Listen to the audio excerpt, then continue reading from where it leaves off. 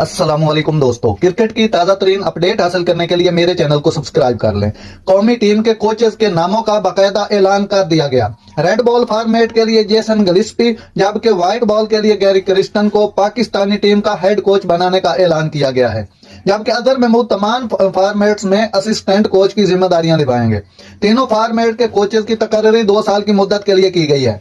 Jason Gillespie दौरा बांग्लादेश और Gary Kristen दौरा इंग्लैंड के दौरान पाकिस्तानी स्क्वाड को ज्वाइन करेंगे।